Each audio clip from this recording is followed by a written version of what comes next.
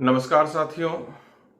अभी कुछ दिन पहले एक बहुत निराश करने वाला खबर हम लोग के सामने आया और उस पर जितना हंगामा होना चाहिए था उतना हंगामा नहीं हुआ। उसका वजह मैं यही मानता हूं कि शिक्षा को लेकर आज भी हम लोग गंभीर नहीं हैं। मुझे अखबार और यूट्यूब के माध्यम से या नेट के माध्यम से यह जानकारी मिली कि 3,42,000 बच्चों का नाम स्कूल से काट दिया गया है। इसमें प्रशासन का कहना है कि ये बच्चे फर्जी थे।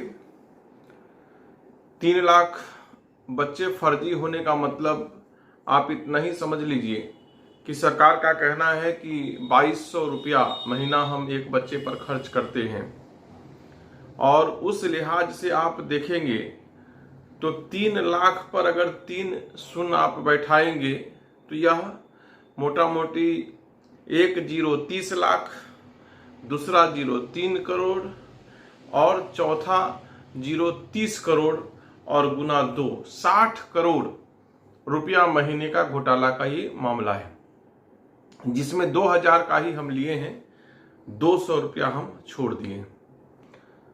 आप ये समझिए कि 60 करोड़ महीना का इतना बड़ा घोटाला, और अगर 2 साल 3 साल 4 साल से ये घोटाला हो रहा था तो इस पर घोटाले का केस होना चाहिए था, लेकिन अभी तक ऐसा कुछ नहीं हुआ है। दूसरी बात, अगर बच्चे जेन्युइन थे और बच्चे स्कूल नहीं आ रहे थे तो इसके लिए सरकार एक विधिवत व्यवस्था बनाई है। वहां शिक्षा मित्र हैं, शिक्षा मित्र को कहीं भी सस्पेंड या हटाया नहीं गया है। प्रधानाध्यापक हैं, शिक्षक हैं, जिनको अभियान चलाकर बच्चों की उपस्थिति सुनिश्चित करने की जिम्मेवारी थी। हालांकि के पाठक के आने से पहले इनकी ही उपस्थिति संदिग्ध रही, लेकिन फिर भी के पाठक आए हैं तो निश्चित रूप से शिक्षकों की उपस्थिति बढ़ी है।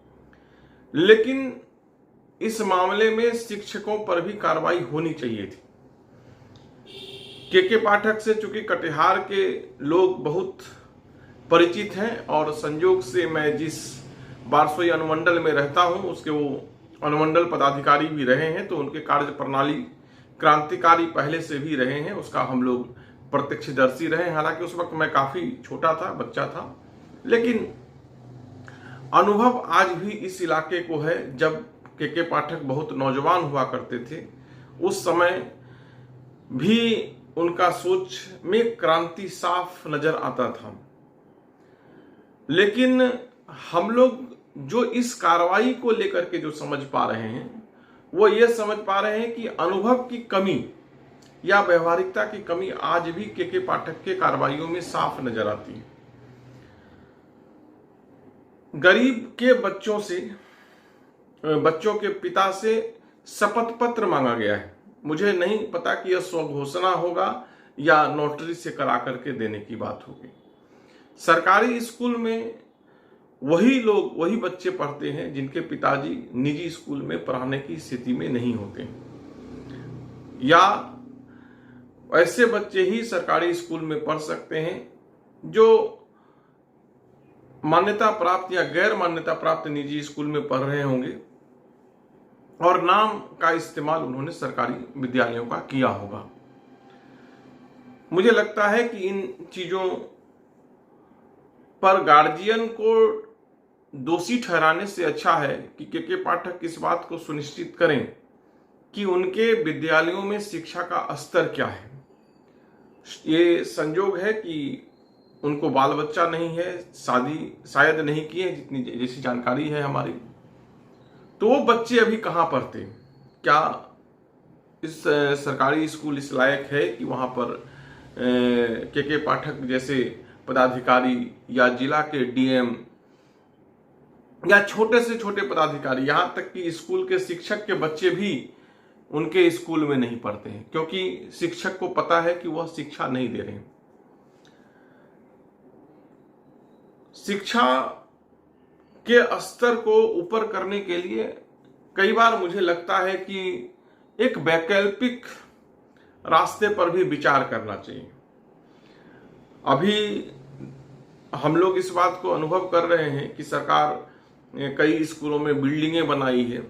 बिल्डिंग बनाने में सरकार जितना एक्टिव है, चाहे वो हॉस्पिटल का हो या स्कूल का हो, उतना एक्टिव वह न शिक्षक की नियुक्ति में है, न ही डॉक्टर की नियुक्ति को लेकर के है। इनके प्रशिक्षण का कोई कार्यक्रम विस्तृत रूप से हुआ हो, इसकी भी जानकारी मुझे नहीं है। लेकिन मैं कई बार सोचता हूं कि बिहार ही नहीं, पूरे देश में स्नातक बच्चों की संख्या बहुत है। क्या हम उनको, जैसे शिक्षा मित्र हम कहते हैं, तो शिक्षा मित्र के रूप में क्या हम उनका इस्तेमाल या उपयोग हम लोग कर सकते हैं? क्योंकि यह तो तथ्य है कि किसी को भी सरकारी विद्यालय पर भरोसा नहीं है। सब लोग चाहते हैं कि हम निजी स्कूलों में जाएं। और दूसरी बात क्या है कि 1 से लेकर के 8 तक की पढ़ाई के लिए कोई बहुत विशेष इंफ्रास्ट्रक्चर की जरूरत नहीं है। अगर कंप्यूटर साइंस को छोड़ दिया जाए, हालांकि आज के तारीख में अगर हम देखें तो कंप्यूटर की शिक्षा के लिए मोबाइल फोन भी काफी है, जो हर घर में करीब करीब मौजूद है। कम से कम जो बच्चे स्नातक किए हुए हैं उनके पास में तो है ही। अगर हम राज्य के सभी स्नातक को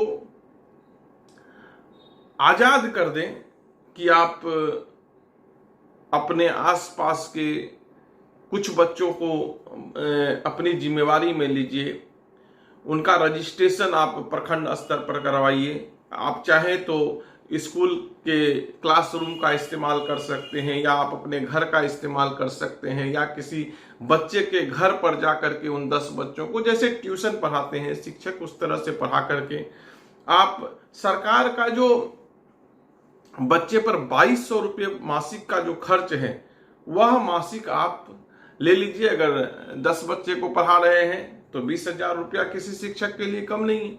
सरकार चाहे तो उसको आधा भी कर ले। ग्रामीण क्षेत्रों में तो अगर स्नातक को 5 से 7,000 8,000 रुपया भी मिल जाए तो स्नातक जय नीतीश कह करके 10 20 50 बच्चों का जिम्मेवारी ले सकते हैं। सरकार एग्जाम की व्यवस्था करे, जो अभी शिक्षक तंत्र है उनके पास में, उनको बच्चों का टेस्ट लेने के लिए अधिकृत करें कि आप जो शिक्षक या जो स्नातक ग्रामीण क्षेत्रों में शिक्षा का काम कर रहे हैं, उनके द्वारा जिन बच्चों को टेस्ट दिलवाया जा रहा है, इसका जो शिक्षा बोर्ड है वो उसकी शिक्षा लें, और जो उत्तीर्ण हो बच्चा उसमें मार्किंग देख लें कि 90% से ऊपर है तो उनका 2200 है तो 2200 रुपया पूरा उनको मिलना चाहिए प्रति बच्चे। अगर 90% से कम है तो उस अनुपात में उनका भुगतान घटना चाहिए। अगर 10% कम है तो 10% घटना चाहिए, 20% कम है तो 20% घटना चाहिए, 30% वाले में 30% पैसा ही मिलना चाहिए। और मुझे लगता है कि अगर ऐसी स्थिति भी बनती है तो शिक्षा के क्षेत्र में हम लोग क्रांति करने में सक्षम हो पाएंगे। और हमारे जो स्नातक इधर उधर भटक रहे हैं, गली सड़कों पर भटक रहे हैं, उनको भी एक मुकाम मिलेगा। देश में शिक्षा का दीप गली गली में जलाने का उनको मौका मिलेगा। आप खुद सोचिए कि जिस प्रकार आज जातिवाद फैल रहा है, एक कैसा कंपटीशन होगा जब ब्राह्मण के बच्चे दलित परिवार में रेस लगा कर जाएंगे कि हाँ अपना बच्चा हमें दे दो, हम तुम्हारे बच्चे को पढ़ाएंगे। दलित सवर्ण के घर दौड़ेगा, और इस प्रकार से सब लोग एक दूसरे से अपना व्यवहारिक संबंध के आधार पर बच्चे का डिमांड करेंगे। रिजल्ट के आधार पर गार्जियन अपने बच्चे को इस तरह के मेंटर को सौंपेंगे कि हाँ आप हमारे बच्चे को पढ़ाइए और सरकार उसका भुगतान करेगी। मुझे लगता है कि यह एक क्रांतिकारी रास्ता हो सकता है शिक्षा के सुधार के क्षेत्र में। लेकिन अफसोस इतना ही है कि इतनी बड़ी घटना राज्य में घटी है, 3.5 लाख बच्चों को स्कूल से निकाल दिया गया है।